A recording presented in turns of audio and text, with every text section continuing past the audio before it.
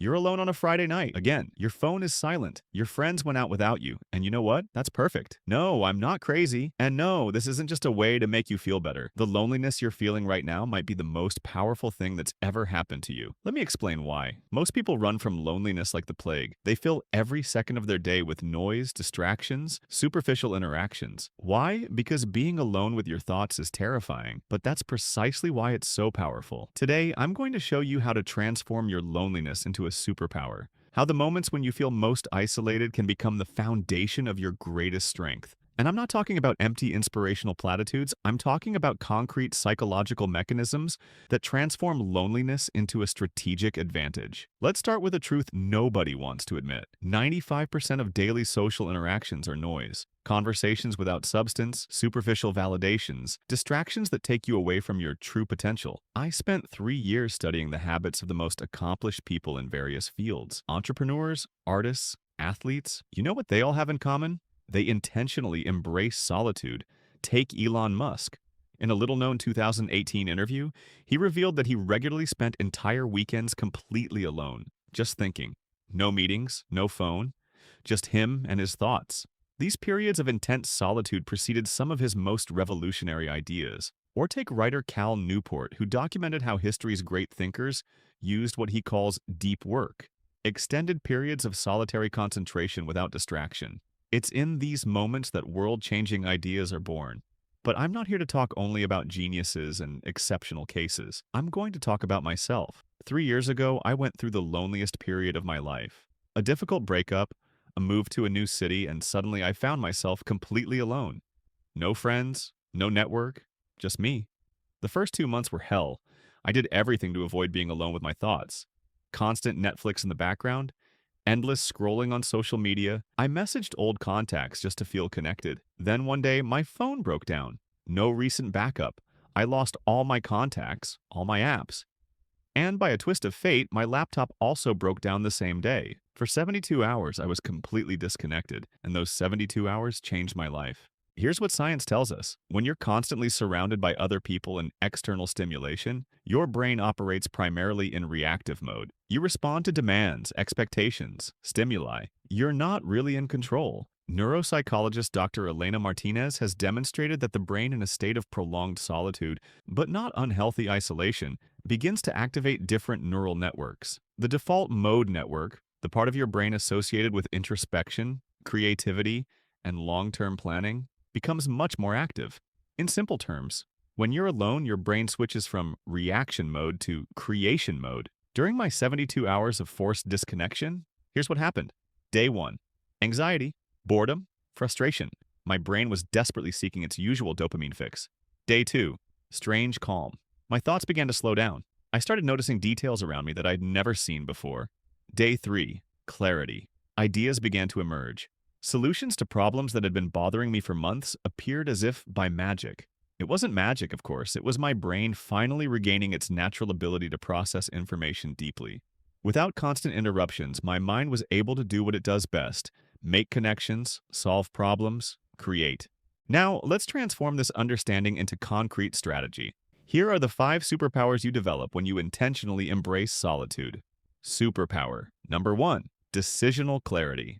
When you're constantly surrounded by other people, your decisions are inevitably influenced by their opinions, expectations, judgments. Even if you think you're independent, these influences often operate at a subconscious level. Solitude gives you space to untangle your true desires from practical exercise. The next time you need to make an important decision, give yourself 24 hours of decisional quarantine. No asking for opinions, no seeking approval, just you and your intuition. I used this technique to decide to completely change careers at 32. Everyone told me it was crazy, but in my solitude, I found the clarity to see that it was the right decision for me. Superpower number 2, authentic creativity. Creativity isn't generated in a vacuum. It comes from recombining existing ideas in new ways. But for this recombination to happen, your brain needs space and time. Yale professor William Deresiewicz calls this productive solitude. Those moments when, freed from social distractions, your mind can establish unexpected connections between seemingly unrelated concepts. Practical exercise. Establish a creative solitude day every month. No internet, no phone. Just you, a notebook, and your thoughts. Let your mind wander freely. One of my subscribers used this technique and designed a product that was later patented and sold to a Fortune 500 company. The idea came to him during his fourth creative solitude day. Superpower number 3. Deepened emotional intelligence. We live in a culture that encourages us to flee negative emotions. Feeling sad? Call a friend. Feeling anxious? Scroll through TikTok. Feeling empty? Fill it with anything. But solitude forces you to face these emotions, to feel them fully, to understand their roots. Psychologist Dr. Robert Solly explains that this confrontation with our emotions in solitude is essential for developing true emotional resilience. Not the superficial version we see on Instagram. Practical exercise. The next time you feel a strong negative emotion, resist the impulse to flee from it. Give yourself 20 minutes of complete solitude to explore it. Where does it come from? What is it telling you? I used this technique after a major professional failure that left me humiliated and angry. Those 20 minutes of emotional confrontation gave me more insight than weeks of discussions with well-meaning friends. Superpower number 4. Unshakable self-discipline.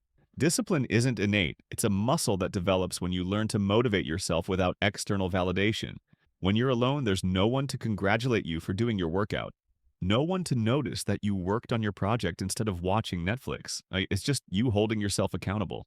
Neuroscientist Andrew Huberman has demonstrated that this self-motivation in the absence of external validation activates deeper and more lasting reward circuits in the brain. Practical exercise. Choose a personal goal that no one else knows about. Work on it exclusively during your moments of solitude. Don't share it on any social network. Don't seek any validation. I wrote my first book this way.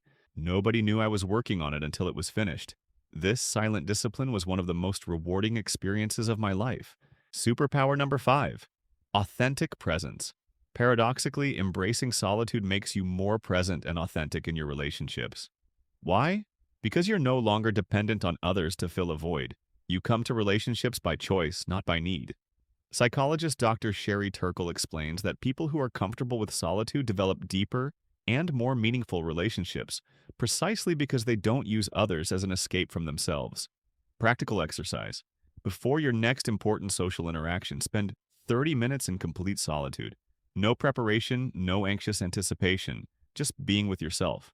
I started doing this before every important date, and the difference in the quality of my interactions was remarkable. I'm more present, more authentic, and paradoxically, more connected. Now, let's be realistic. Sometimes loneliness isn't a choice. Sometimes it's imposed on us by circumstances. A breakup, a move, a global pandemic. The crucial difference is between endured loneliness and embraced solitude. Here's how to make the transition. Step 1. Recognize the resistance. The first reaction to unwanted loneliness is often resistance. You feel like a victim. You blame circumstances. You wonder, why me? This resistance is normal, but it keeps you in a victim position. Transformation begins when you recognize this resistance without judging it. Step 2. Redefine the narrative. Instead of seeing loneliness as something that happens to you, start seeing it as a space you choose to inhabit. The wording is crucial here. Move from "I'm alone because nobody wants to be with me" to "I'm in a period of solitude that allows me to reconnect with myself." Step 3. Structure the solitude. Solitude without structure can quickly become unhealthy isolation. Create rituals that give meaning and purpose to your time alone. For me, this meant a 30-minute walk every morning, followed by an hour of writing, and an evening devoted to learning a new skill. These rituals transform solitude from a passive state into an active practice. Step 4. Cultivate inner connection. Solitude isn't the absence of connection. It's a deeper connection with yourself. Start treating yourself with the same curiosity and respect you would give to a close friend. Ask yourself deep questions. Listen to your answers without judgment. Philosopher Blaise Pascal wrote that all of man's misfortune comes from one thing, which is not knowing how to sit quietly in a room. Learn to be at peace in this metaphorical room. Step 5.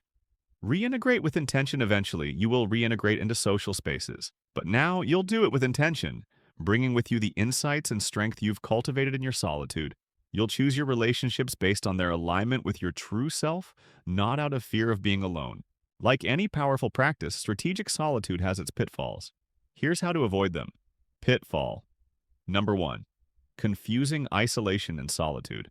Isolation is a state of total disconnection, often accompanied by negative thoughts in a loop. Strategic solitude, on the other hand, is an intentional practice of connecting with yourself.